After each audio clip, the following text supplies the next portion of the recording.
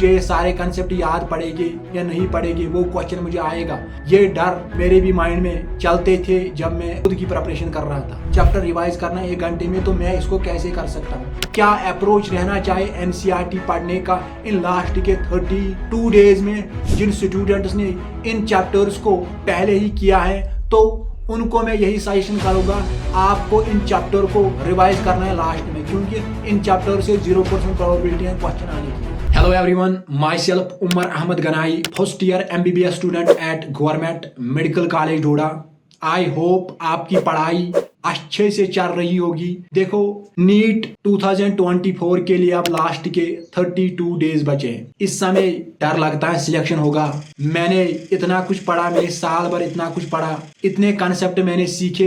Exam में मुझे ये सारे कंसेप्ट याद पड़ेंगे या नहीं पड़ेंगे, वो क्वेश्चन मुझे आएगा। ये डर मेरे भी माइंड में चलते थे जब मैं खुद की प्रिपरेशन कर रहा था। तो अब आपको ये नहीं सोचना है कि वो कंसेप्ट याद आएगा मुझे एग्जाम में, तो आपको डेडिकेशन के साथ इन 32 डेज को फॉलो करना है, ईमानदारी के साथ इन 32 डेज को फॉलो करना है। तो इस वीडियो में हम डिस्कस करने वाले हैं, क्योंकि बायो एक इजी सब्जेक्ट है जो 360 का वेटेज रखता है। अगर आप बायो को अच्छे से करोगे तो आपको नीट 2024 में एक अच्छा स्कोर आ सकता है, मगर उसके लिए आपको बायो को अच्छे से करना होगा। तो इस वीडियो में हम यही डिस्कस करने वाले हैं, आपको इन लास्ट के 32 डेज में पूरी बायो के एनसीईआरटी को कैसे रिवाइज करना है, क्या अप्रोच रहना चाहिए एनसीईआरटी पढ़ने का इन लास्ट के 32 डेज में, और बायो में कैसे स्कोर को इम्प्रूव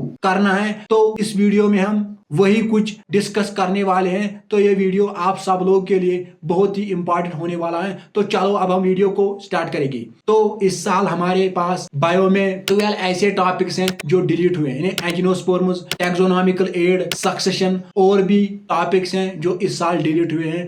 तो प्रोबेबिलिटी है 0% क्वेश्चन आने की इन चैप्टर से।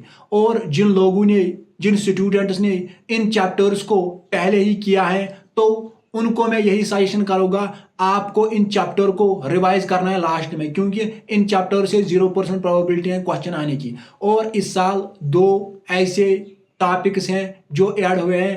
पहला टॉपिक है फैमिलीज, मालवेसी, क्रूसीफरनेसी, और भी 2-3 फैमिलीज हैं वो ऐड हुए हैं। और फ्रॉग इस साल ऐड हुआ, अर्थवर्म डिलीट हुआ है, और कॉकरोच भी डिलीट हुआ है। तो इस साल एग्जाम में है फ्रॉग। जिन लोगों के पास ओल्ड एनसीईआरटी है तो उनमें फैमिलीज नहीं होगे, तो वो लोग क्या कर सकते हैं, वो लोग अब PDF डाउनलोड कर सकते हैं गूगल से न्यू एनसीईआरटी की, और फिर वहां से वो फैमिलीज कर सकते हैं। पहले आपको वो चैप्टर पढ़ने हैं जो नीट के एग्जैक्ट सिलेबस में है बायो के।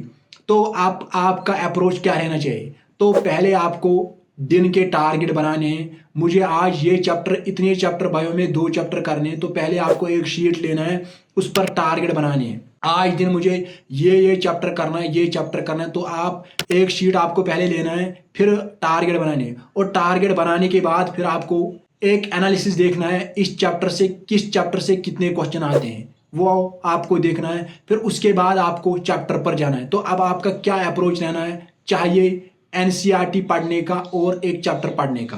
तो मैं आपको खुद की एनसीईआरटी से दिखाता हूं आपको कैसे पढ़ना है। तो सपोज ये हमारे पास 12th का पहला चैप्टर है reproduction in organisms. Reproduction in organism जो पहला चैप्टर है 12th का। तो आपका क्या अप्रोच रहना चाहिए पढ़ने का? तो आपको पहले क्या करना है, जो भी इसमें सब हेडिंग्स हैं पहले आपको वो देखने हैं, क्योंकि जब आप सब हेडिंग देखोगे तो आपके माइंड में एक डायरेक्शन मिलता है, पहले मुझे ये पढ़ना है, फिर इसके बाद मुझे ये पढ़ना है, और इससे इफिशिएंसी भी बढ़ती है। और फिर फर्स्ट टाइम एनसीईआरटी रीडिंग करोगे, नेक्स्ट टाइम जब आप दूसरी रीडिंग करोगे तो आपको लगेगा मुझे कुछ भी याद नहीं है। ये मेरे साथ भी हुआ था, तो आप लोगों के साथ भी हुआ होगा, क्योंकि जब आप धीरे धीरे ही चीज़ें याद होती जाती हैं, पहली फर्स्ट टाइम चीज़ें याद नहीं रहती हैं। जब आप 2, 3, 4, 5 रीडिंग करोगे तभी आपको चीज़ें याद होगी। तो फर्स्ट रीडिंग में आपको कुछ याद नहीं रहेगा, यानी थोड़ा बहुत याद रहेगा, सारा कुछ याद नहीं होगा, क्योंकि आपको लगता होगा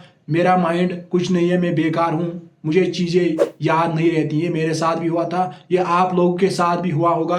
तो आपको टेंशन नहीं लेना। जब आप 2, 3, 4, 5 रीडिंग करोगे तो आपको खुद ब खुद सारा कुछ याद रहेगा। और रीडिंग करने के बाद देखो, जब आप फर्स्ट रीडिंग करोगे तब आपको हाईलाइट चीज़ें नहीं करनी है, क्योंकि ये गलती मैंने भी की थी। जब मैंने फर्स्ट टाइम अपनी 11th की एनसीईआरटी पढ़ी थी तो मुझे, जब मैंने फर्स्ट रीडिंग की तो मुझे सारा कुछ इम्पॉर्टेंट लगा, मैंने सारा कुछ अंडरलाइन किया। तो लास्ट में फिर मुझे दिक्कत आई। तो आपको सारा कुछ अंडरलाइन नहीं करना है।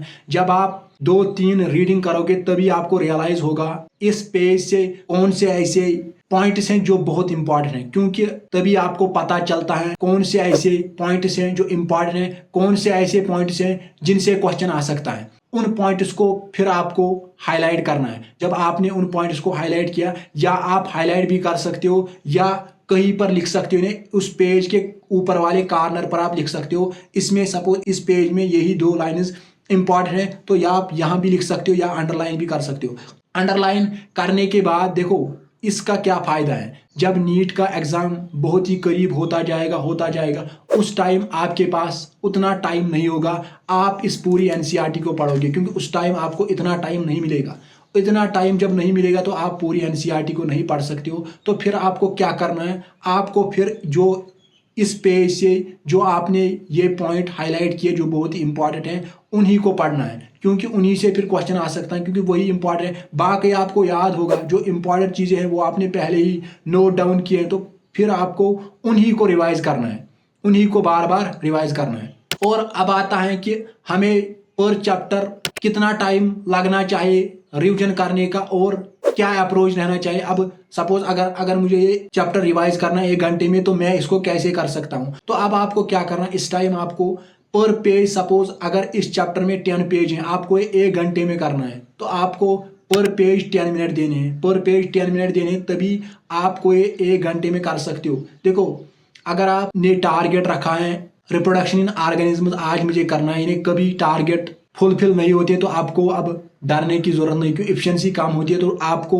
ज़्यादा से ज़्यादा यही माइंड में रखना है कि जो मैंने आज टारगेट बनाए हैं ये होने चाहिए। तो एनसीईआरटी को आपको इस तरीके से पढ़ना है। बाकी पीवाईक्यूज इस टाइम क्वेश्चन प्रैक्टिस के लिए अब आपको इस टाइम पीवाईक्यूज करने हैं, और पीवाईक्यूज के अलावा आपको एनसीईआरटी एग्जाम प्लर करनी है। और क्योंकि ट्रेंड इस साल चेंज हुआ है, एसरेशन क्वेश्चन भी आपको करने हैं, क्योंकि एसरेशन क्वेश्चन आपको तभी बनेंगे जब आप एनसीईआरटी को अच्छे से पढ़ोगे। तो आपको एनसीईआरटी को रटना नहीं है, इसको आपको अच्छे से पढ़ना है। और आई होप कि ये वीडियो आपको अच्छा लगा होगा।